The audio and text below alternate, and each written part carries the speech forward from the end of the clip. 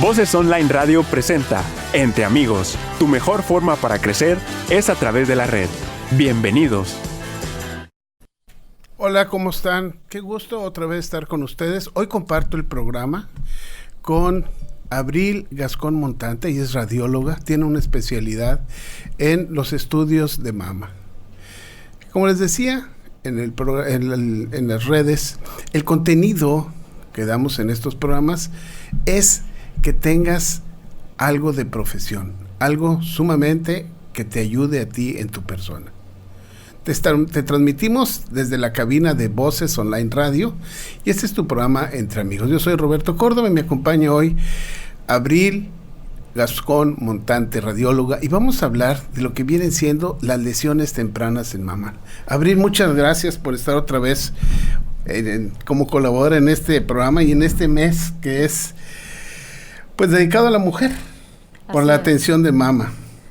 Muy contenta de estar aquí, como siempre, año con año nos enfocamos en octubre para hacer o aumentar la difusión de la concientización y sensibilización para el cáncer de mama. Ahora con el tema de la detección de lesiones tempranas, pues haciendo mención principalmente en pacientes que han estado delegando sus estudios de primera vez por la edad. Queríamos empezar con el tema de la edad. Hemos visto lesiones en etapas tempranas en pacientes jóvenes hasta en un 11%. Esto es importante porque las pacientes están llegando después de los 40 años a hacerse su primer estudio. Claro, llegan bien indicadas a hacerse una mamografía, pero nos estamos quedando cortos porque de 40 años para abajo no se están haciendo ningún estudio. Entonces es importante hacer mención. Antes de los 40 años hay algunas excepciones para hacerse mamografía, pero podríamos hablar en términos generales.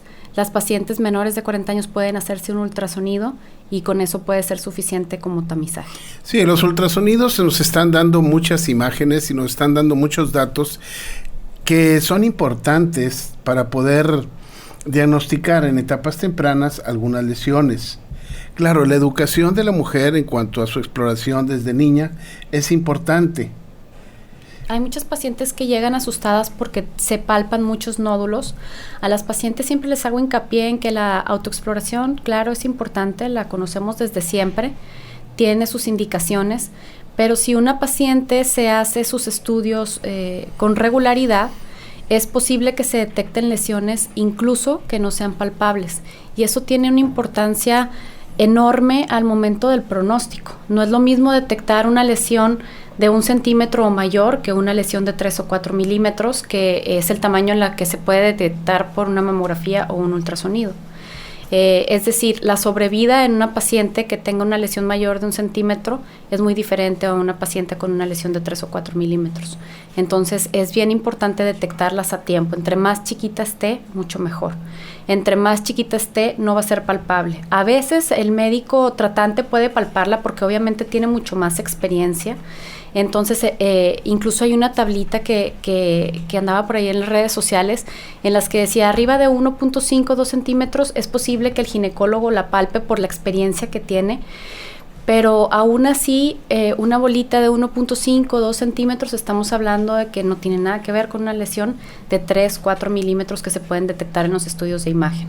Sí, en cuanto a esto que viene siendo la revisión, es muy importante ver el tamaño de la mama, la consistencia de la mama, porque en mamas pequeñas que tienen poco tejido graso, como es en jóvenes, pues ellas relativamente puede ser fácil el palpar una lesión pequeña, pero en una mujer que tiene una mama redundante, ustedes ya saben hacer la clasificación por la American College Radiology, ¿verdad?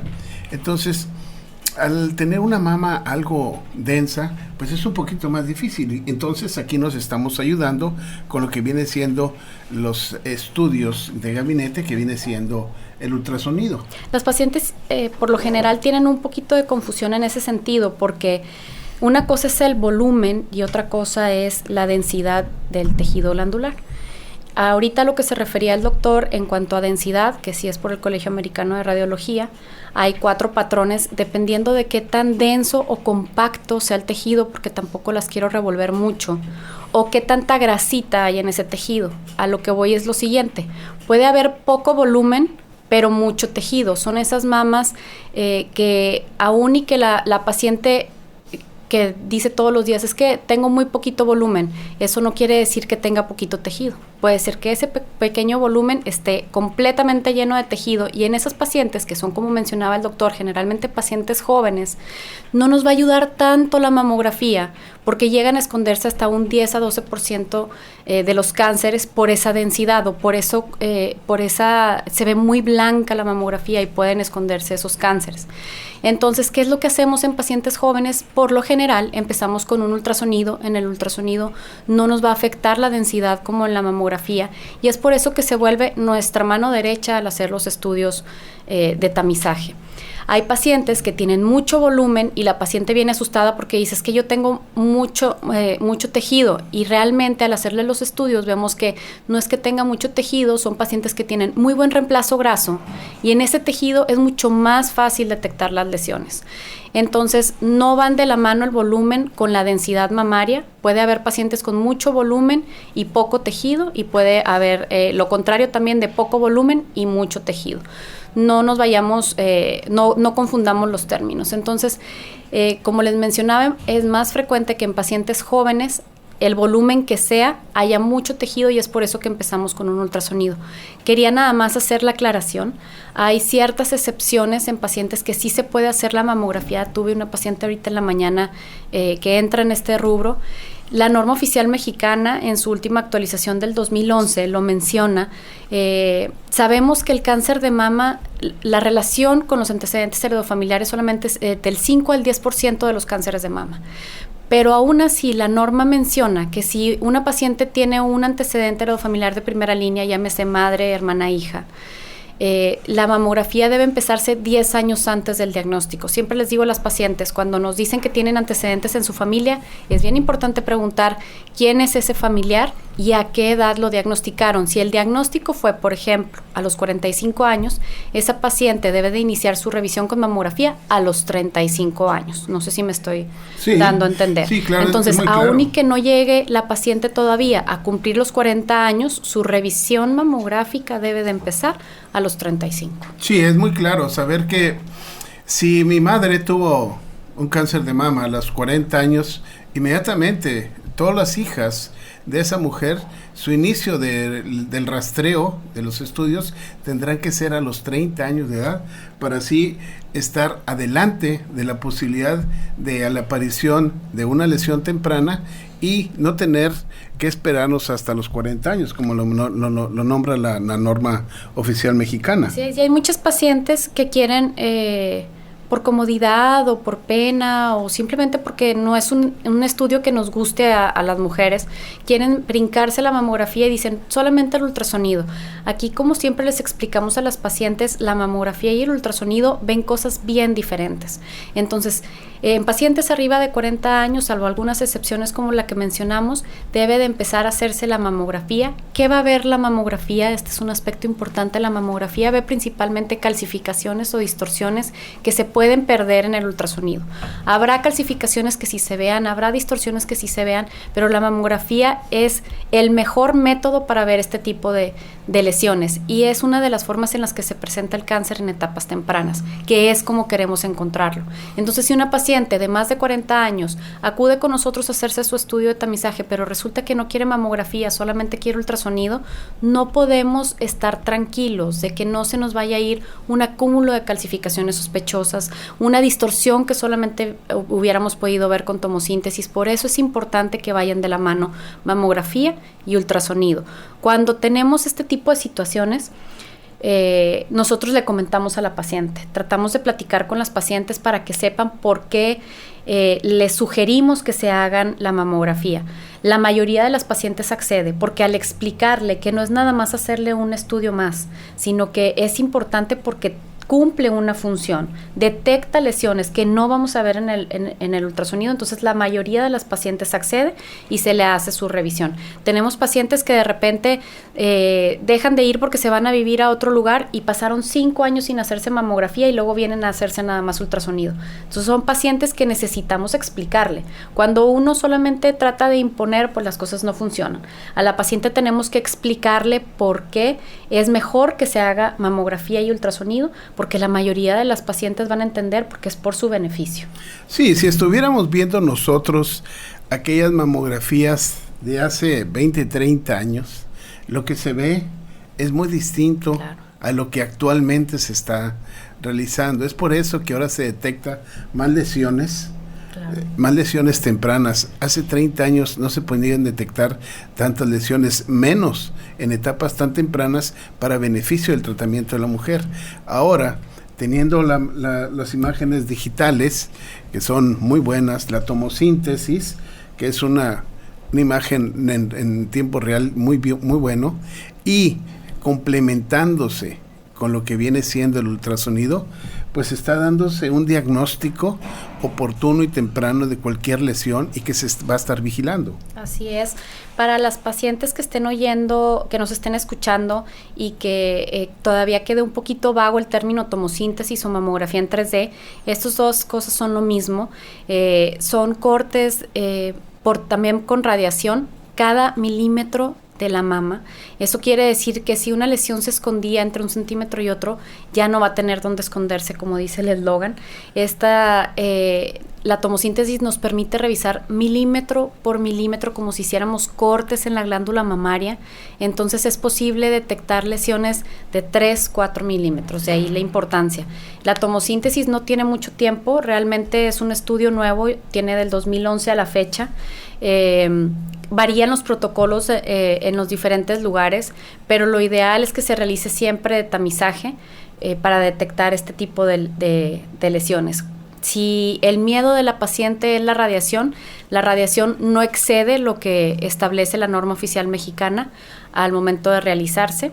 La radiación no aumenta en forma extraordinaria y costo-beneficio, pues tenemos mucho más probabilidades de detectar una lesión realizándola.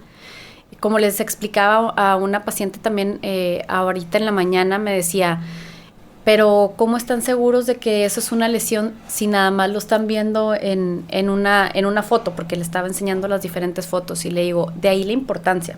No podemos realizar una foto nada más, tenemos o una proyección. Hay lesiones que deben de demostrarse en 2 o más proyecciones y es por eso que a veces tenemos que regresar, platicar con la paciente y decirle, necesitamos hacerte una proyección más. Créanme, cuando esto se requiere es por su beneficio y no excedemos lo que está establecido en la norma oficial mexicana. Qué importante este tema que está tocando Abril, porque hay muchos lugares en este mes. Va a haber muchos lugares que van a ofrecer mamografías rápidas, económicas, con tal de estar ayudando en el mes de octubre. Pero hay que ser muy puntuales. Los gabinetes o aquellos lugares que tienen mucho tiempo, tienen personal instruido para hacer las menos tomas posibles. Esto sí deben de tomarlo en cuenta. Los lugares que ya tienen, como donde está Abril, tienen un personal capacitado donde van a tratar de hacer una sola toma porque ellas ya están entrenadas. Es personal que está únicamente en esa área y entonces cuando se solicite una toma extra es porque realmente están viendo algo que tienen que revisar y revisar bien para al entregar el reporte. Se le da un reporte y que se le diga al paciente, está todo correcto, no hay ningún problema, o ¿sabe qué? Tenemos que seguir estudiándola por esto que encontramos. Y eso es lo que espera la paciente, tener un diagnóstico temprano y veraz. Hay 3 aspectos muy importantes que creo que una paciente debe tomar en cuenta al elegir el lugar en donde va a realizarse el estudio, quitando o haciendo o poniendo una pausa en el precio, porque pues este mes sabemos que la variabilidad es más importante que en el resto del año. El primero es el técnico o la técnica que va a realizar el estudio. Son técnicos que deben de tener mucha experiencia, que deben de tener una certificación especial en estudios de mama, que deben de haber estado por lo menos 5 años en un lugar tomando solamente estudios enfocados a mama. La otra es los aparatos. Los aparatos son súper importantes porque el radiólogo depende 100% de los aparatos, entonces tiene que ser un lugar en donde sea la última tecnología. Y la otra es pues el médico radiólogo, que sean médicos que estén certificados en mama, médicos que se dediquen solamente a ver estudios de imagen mamaria, y esto realmente hemos visto todos los días que hace la diferencia. Sí, este es el dato que yo quería mencionar. El personal tiene que haber tenido ya un entrenamiento previo, y a mí me lo han dicho pacientes: doctor, es molesto, no me molestaron mucho, pero sí, me hicieron mis tomas, no hubo ninguna toma extra y yo ya tengo el estudio. En cambio, en algunos otros lugares están batalla porque no están con ese entrenamiento que se debe de tener. Para nosotros es bien importante que la paciente se sienta acompañada, por decirlo de alguna forma. Cuando la paciente necesita una proyección, cuando la paciente necesita cualquier estudio que necesite adicional, nosotros siempre platicamos con ella. ¿Por qué? Porque no es lo mismo que a la paciente le digan, vamos a hacer una proyección, lo primero que piensa la paciente es, la tomaron mal. Es normal. La paciente siempre, sobre todo las pacientes de mama, llegan con cierta angustia.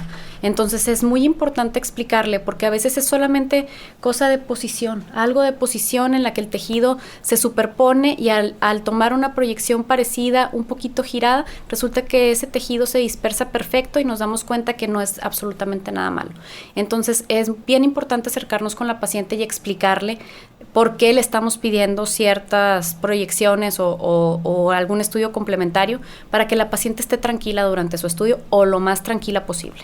Yo trato de hacer una explicación de cómo es una toma de estas, porque en el universo tenemos 3 espacios, ¿sí? Uh-huh. Somos 3D, pero en la mamografía es una sola imagen, una sola dimensión. Las mamografías en 2D sí son las proyecciones que estamos acostumbrados a ver, cráneo caudal y medio oblicuo lateral, y la mamografía en 3D lo que hace es los cortes milimétricos que hace en la mama nos permite ver 3 dimensiones, entonces podemos ver lesiones en 3 dimensiones. Sí, entonces yo les explico a los pacientes, miren, en una mesa pongan todos los colores que ustedes quieran.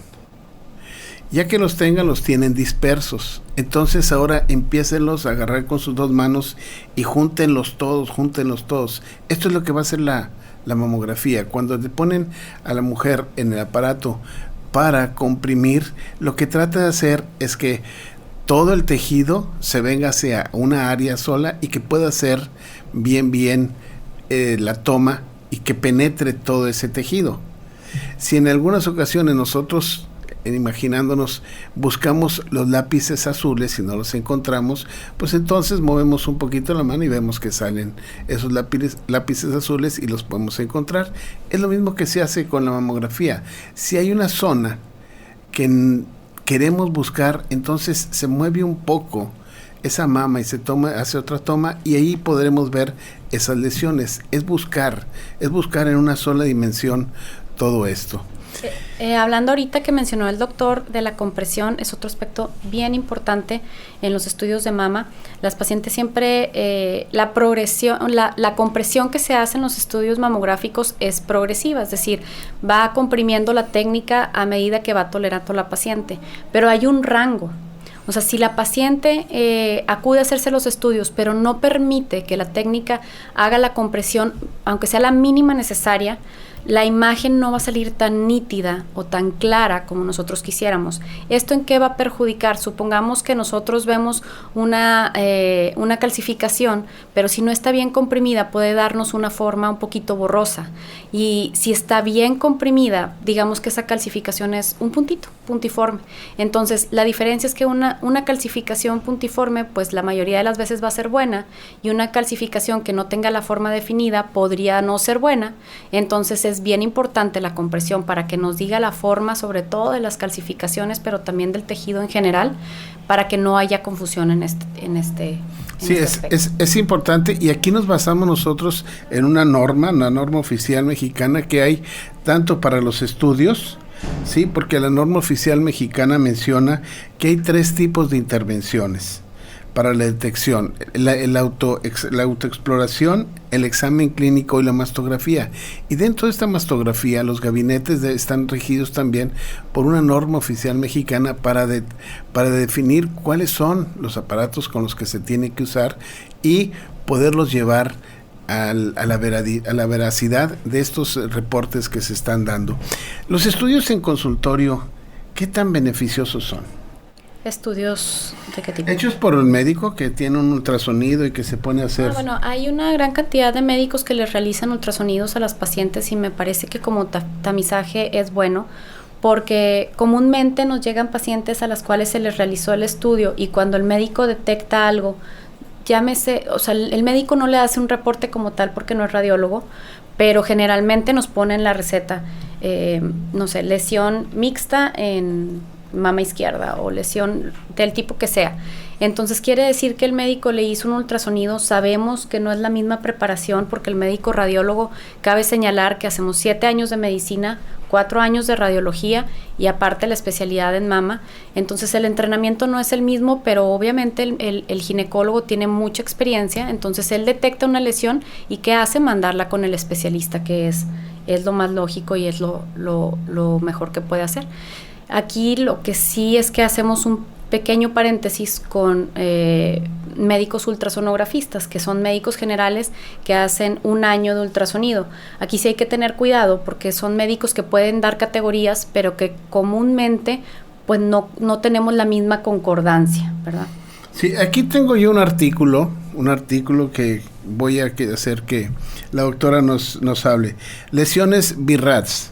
Las lesiones por ultrasonido y que no son vistas. En este artículo participa la doctora Abril, el doctor García Quintanilla, la doctora González Coronado, Ivette, sí, y la doctora Hernández Beltrán. Ellas dos van a estar invitadas aquí prontamente porque tienen muchos datos que dar. Hablando de lesiones de BI-RADS, porque el reporte ahora lo ponemos o lo estamos leyendo nosotros como BI-RADS. Entonces, quisiera que nos explicaras, ya que tú conoces esto muy bien. Este término se refiere a las categorías que vamos a ver en mama según las siglas. Lo que significa es que para homogenizar las categorías, para que sea lo mismo aquí en Estados Unidos y en donde quiera que se realicen estudios de mama, se hizo esta clasificación en base a las probabilidades que vemos según los estudios de imagen para que una paciente tenga una lesión benigna o maligna. Van del 0 al 6. El 0 significa que necesitamos un estudio complementario.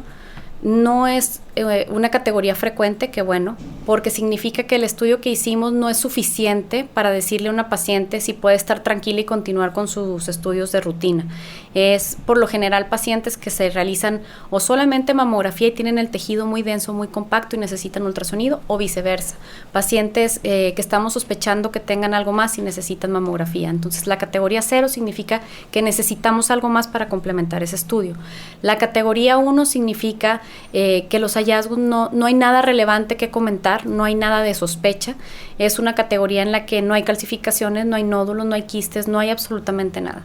La categoría 2 significa hallazgos benignos. Es la categoría en la que están incluidos los quistes oleosos, algunos quistes complicados, ganglios reactivos, calcificaciones típicamente benignas.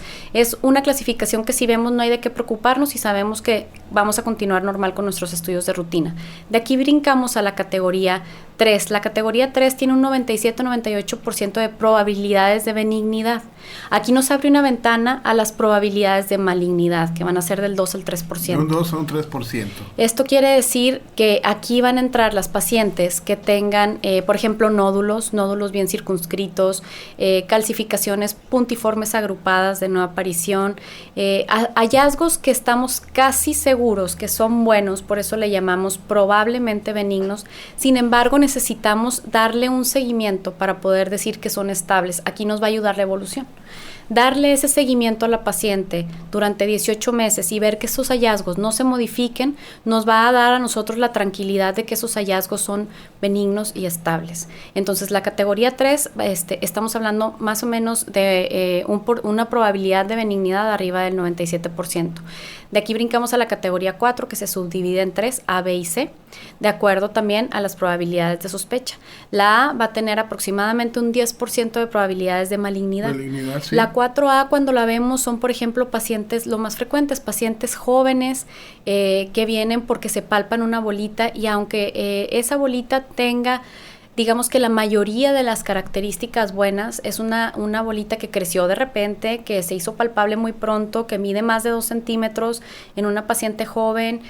Son lesiones que preferimos biopsiar para descartar un tipo de tumor que no me dejará mentir el doctor, que es un tipo de tumor benigno con crecimiento muy rápido. No mencionamos así un nombre específico para no llenarlas de información, pero existe. Es un tumor de carácter benigno con una probabilidad de malignidad muy baja, pero que tiende a crecer rápidamente. Entonces, si ese es ese tipo de tumorcito, entonces debe de quitarse. Por eso es bien importante que se biopsie, no por la probabilidad de malignidad, sino por el tipo de crecimiento. Entonces, esta categoría 4A nos va a hablar de lesiones que pensamos que la probabilidad de ser malas es del 10% menos, para que cuando vean un 4A tampoco crean que estamos pensando en que eso es cáncer. De aquí hay una categoría intermedia, la 4B. La 4B significa que estamos viendo lesiones que muy probablemente pudieran ser buenas, pero no podemos hacer ese checklist y decir, la mayoría de las características de esta lesión son buenas. Aquí tenemos la desventaja de un 50 contra un 50. O sea, aquí decimos, tiene todas estas características buenas, pero tiene estas características que no me gustan, y entran el resto de las calcificaciones que estamos viendo que no cumplen con todos los requisitos, pero que nos están hablando de que algo está creciendo, de que algo está pasando en ese sitio. Entran también algunos tipos de nódulos que no reúnen las características para estarles dando el seguimiento, o sea que desde que los vemos decimos, tiene estas 2 características que no entran en este grupo, entonces pasan directamente a esta probabilidad. Y de ahí la 4C, que la 4C ya tiene arriba del 95% de probabilidades de ser malo, y que entre la 4C y la categoría 5 realmente las probabilidades de benignidad, bajan mucho. Bajan muy importante, en forma importante. Así es. Entonces, la paciente debe de preocuparse siempre por leer el resultado de su estudio, de llevarlo a su médico. Lo que tratamos de hacer con todas las pacientes que tengan un resultado de sospecha, no me deja mentir el doctor Córdoba, es comunicarnos con el médico tratante para que incluso el médico esté enterado cuando la paciente llegue, porque aunque nosotros tratemos de darle una explicación para que el estudio se lo lleve en cuanto antes a su médico, a veces la paciente entra en shock y cuando va con el doctor está muy angustiada. Entonces lo ideal es hablar con el médico tratante para que él ya esté enterado del caso y pueda darle esa tranquilidad que la paciente va buscando ya con el resultado de su estudio. La categoría 6 es cuando después de darle una categoría de sospecha a la paciente se realiza la biopsia y se confirma el diagnóstico de cáncer. Son pacientes que ya tenemos el diagnóstico de cáncer, pero por alguna razón las mandan a otro estudio. Entonces esa es una categoría 6. Fíjense qué importante es que tengan el reporte y lo lean y les reporten los estudios con esta clasificación, ya que es una clasificación internacional, que entró en vigor desde el 2011 también. Más atrás, ¿verdad? Sí, entonces es una clasificación que ya está en vigencia. Si no mal recuerdo, es como de 2004, 2005, lo voy a revisar. 2003, creo. 2003, ¿verdad? Sí. Entonces, es una clasificación que ya está a nivel internacional, es con la que se basan y es con la que se están reportando estos estudios y nos dan muchas ventajas. Ahora, hay pacientes especiales, algunos pacientes especiales, y que ellas en algunas ocasiones tienen miedo a hacerse un estudio o se detectan una bolita y no saben qué hacer. Pacientes embarazadas o en lactancia, Abril, ¿qué se espera de ellas? ¿Se puede hacer o no un estudio? Claro que se puede hacer. En pacientes, vamos a hablar primero de las pacientes embarazadas por la restricción que tenemos de tomarle en mamografía. Generalmente empezamos con ultrasonido igual que en una paciente joven. La mayoría de los casos con el ultrasonido es suficiente. En casos extremos en los que necesitemos una proyección se puede cubrir, no hay ningún problema con la radiación que se tenga. Para obstruir, así es. Sí, es una radiación de muy baja Pero se ponen los mandiles sin ningún problema. ¿Sí? Y estamos hablando de casos extremos. En la mayoría se puede hacer el diagnóstico únicamente con ultrasonido. Y en pacientes que están lactando es bien frecuente que empiecen a palparse nódulos. Lo principal es, si tienen estudios previos, obviamente comparar, porque hay muchos pacientes que tienen nódulos desde antes de lactar. La comparación con los estudios previos nos ayuda mucho, es súper útil. Y empezamos también con un ultrasonido, dependiendo de otros factores como la edad y los resultados que encontramos en la imagen, se puede hacer también complementos con mamografía. Para que vean que este es un rubro en el cual la paciente llega a tener algún problema y puede acudir a su ginecólogo, con su médico tratante, y puede mandarle a hacer estudios tranquilamente, teniendo la seguridad de que va a estar en buenas manos. Otro paciente es aquella paciente que tiene implantes y que dice, doctor, tengo implantes, ¿me puedo hacer estudios? Es un tema, qué bueno que tocó ese tema. Muchas pacientes llegan asustadas porque le vaya a pasar algo al implante con la mamografía. Para realizar los estudios se toman proyecciones adicionales, proyecciones que se llaman de Eklund o con desplazamiento. La intención es desplazar el implante lo más posterior posible para sacar lo más que se pueda del tejido y poder hacer la compresión. Se pueden realizar los estudios, no hay ningún problema. Se puede realizar también la tomosíntesis. Obviamente el campo de visión puede variar un poquito porque el implante ocupa un espacio y ese espacio es el que no vamos a ver aún con el desplazamiento, pero la mayoría del tejido se ve y aparte, bien importante, siempre complementamos con ultrasonido. Cuando la paciente lo que quiere es que tiene un estudio previo de menos de 6 meses y salió todo muy bien, pero la paciente tiene molestias y quiere descartar una ruptura, el gold estándar es la resonancia magnética. Siempre podemos empezar con un ultrasonido, pero sí hemos visto casos en los que son rupturas tan sutiles que vale la pena mencionar. El gold estándar es la resonancia magnética, que es otro método que vale la pena a lo mejor emplear 1 hora completa para hablar de él, pero es un estudio que específicamente para implantes ayuda para detectar una ruptura. Sí, es importante hablar después de la resonancia porque las pacientes embarazadas, cuando se detecta alguna lesión, pacientes embarazadas han tenido lesiones malignas en mama, entonces uno de los el estudio que se tiene que hacer es una resonancia sin afectar al bebé y tener el diagnóstico oportuno. En el hombre, doctora, en los hombres hay lesiones y aquí es un tema que tocar. El 1%, doctor, el 1% de los cánceres de mama, diríamos que esa es una ventaja. Desgraciadamente la desventaja es que son tumores muy agresivos. No hemos visto tantos casos, pero generalmente se presentan mucho más aparatosos que una lesión en mujeres, porque obviamente el hombre tarda mucho más en tratarse, espera mucho más tiempo porque no quiere ir a revisarse. Y empezamos también con un ultrasonido, aunque está en la literatura que debe de realizarse por lo menos una proyección comparativa para descartar lesiones. Sí, entonces, se realiza el ultrasonido mamario, se revisan las axilas siempre en todos los estudios de mama, revisamos axilas y posteriormente se pueden realizar proyecciones mamográficas. Ahora, en la gente joven, en los adolescentes, tanto en mujeres como en los hombres, empieza a ver los cambios de su cuerpo, de su físico, por el estímulo hormonal. En aquellos jovencitos que empiezan a tener mucho estímulo en la mama y que llegan a tener una ginecomastia, ¿es recomendable hacerle a los jóvenes un rastreo ecográfico? Sí, se puede realizar sin problema. A muchos la desventaja es que les da pena. Pero puede realizarse sin ningún problema, recordando que el ultrasonido pues no tiene ninguna contraindicación. Sí, por eso quería tocar el tema, si le da pena. O sea, estamos hablando de lesiones que pueden aparecer y si tú como joven tuviste un crecimiento mayor en tus mamas por el estímulo hormonal asimétrico, entonces sí es conveniente que te acerques. Hay personal capacitado que te puede ayudar mucho y darte un diagnóstico y posteriormente tener un procedimiento quirúrgico que pueda ayudarnos a esto. Tenemos Blanca Rodríguez, te manda a saludar, siempre muy bien el programa, Lucelena Galaviz, Cindy Vázquez, excelentes temas, gracias Cindy. La cantidad de radiación ¿Es la misma que en una radiografía de otro órgano? Pregunta Mayela Garza. No, la radiación depende mucho del tipo de órgano que se vaya a radiar.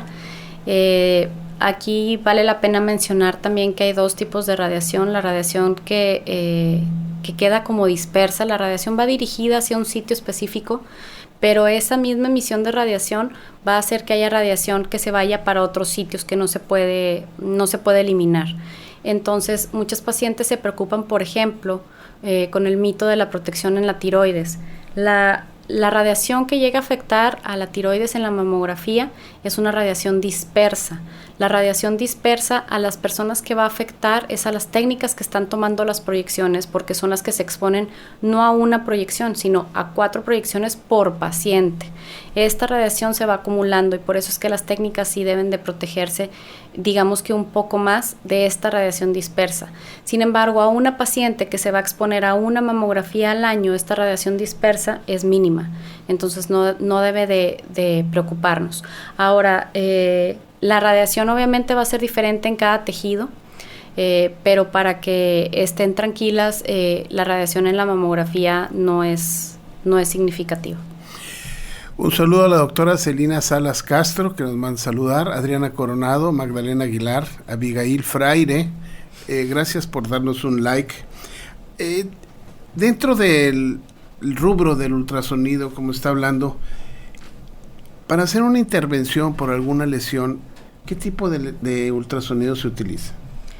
Dependiendo mucho, es una muy buena pregunta porque cuando nosotros encontramos una lesión, llegan muchos pacientes con estudios de otros lugares, con categorías 4 de la que estábamos hablando ahorita, para realizarse una biopsia. Entonces, lo primero que tenemos que ver nosotros es en qué método se ve mejor esa lesión. ¿Por qué? Porque, por ejemplo, si se detectaron calcificaciones, habrá calcificaciones que sí se vean por ultrasonido, pero la mayoría no.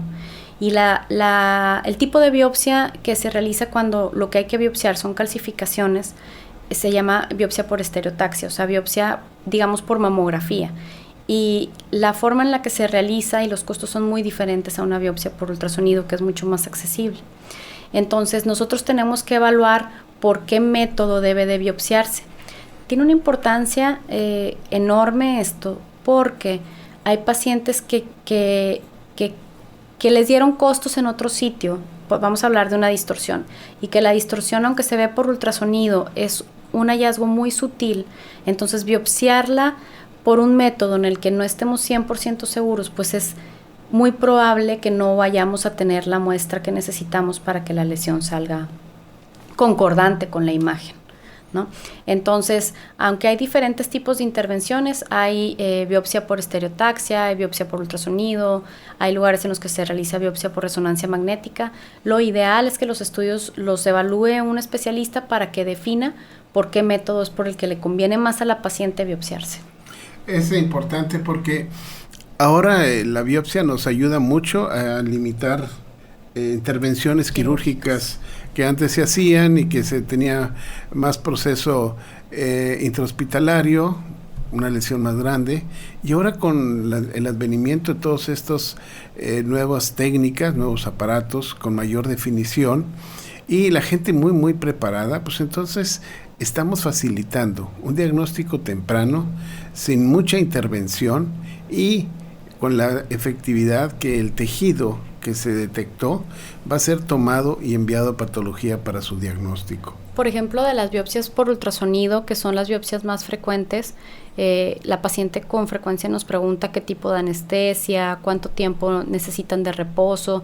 Son preguntas que les causan conflicto porque uno generalmente ama de casa, profesionista, 1000 usos, entonces tienes que programarte cuántos días vas a necesitar, qué complicaciones puedes tener. Entonces, hablando de esas que son las más frecuentes, la anestesia es local, el estudio es un estudio ambulatorio, se lleva aproximadamente media hora.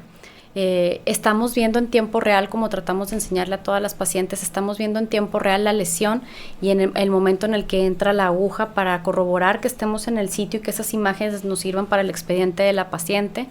La incisión es milimétrica, es de 1 o 2 milímetros, por lo tanto solamente se le pone un parche y se le pide a la paciente que durante ese día no haga esfuerzos extremos, que tenga un reposo relativo y al día siguiente su vida normal. Durante ese día se pone hielo, quizá un analgésico en caso de que tenga alguna molestia, pero las complicaciones son menos del 2%.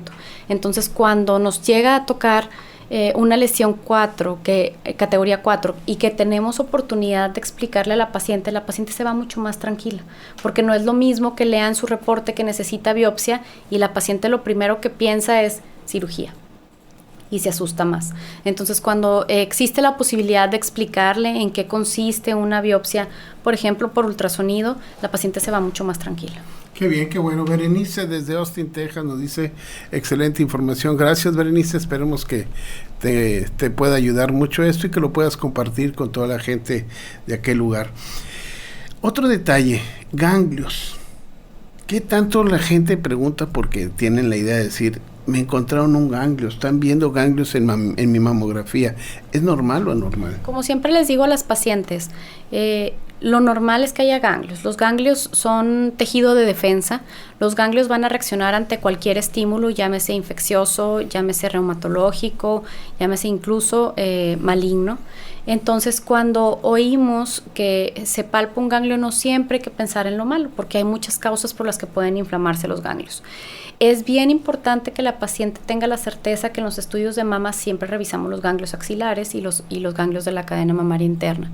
Estos estudios son ya de rutina. En el ultrasonido tenemos que ver de los 32 ganglios que sabemos que tenemos en la axila, tratamos de ver los más posibles. Generalmente están pequeñitos, entonces es difícil llegar a verlos todos, pero tienen ciertas características. Como les digo a las pacientes, no se asusten cuando la paciente dice, ese es un ganglio, y si decimos que sí, la paciente se asusta. Es normal que haya ganglios. Sin embargo, los ganglios deben de tener ciertas características para nosotros quedarnos tranquilos. Si nosotros vemos un ganglio que tenga características de sospecha y que solamente estén de un lado y que solamente sea un ganglio o dos, entonces ese ganglio debe de estudiarse. El panorama cambia mucho cuando vemos ganglios que cambian su morfología, pero que están igual del otro lado. O pacientes que tienen los ganglios, nosotros les decimos un poquito inflamados, pero pacientes con implantes. Son circunstancias en las que el panorama cambia mucho. Siempre tratamos de explicarle a la paciente para que no se vaya asustada. Es importante que sepa, hay ciertos criterios para estudiar los ganglios linfáticos de las axilas. No todos los ganglios inflamados van a ser malos, depende mucho de las características que veamos en imagen de esos ganglios. Y sobre todo en pacientes que ya tuvieron una patología, hay que tener siempre la alerta, ¿verdad?, de revisar los ganglios. Incluso en pacientes con mastectomía, hemos tenido pacientes que de repente se sorprenden porque revisamos el lado de la mastectomía con ultrasonido y dicen, pero ¿por qué me van a revisar si me quitaron los ganglios? Es bien importante siempre revisar la axila. Recordemos que puede haber recidivas en este sitio. Entonces, revisar que todo esté en orden, que no haya ganglios sospechosos, y obviamente revisar el lado contralateral. Algo que mencionó la doctora y ustedes quizá lo escucharon, es que toda paciente que ha tenido una cirugía por una lesión en mama y que ha sido mastectomizada, tiene que seguir siendo revisada por ultrasonido. Claro.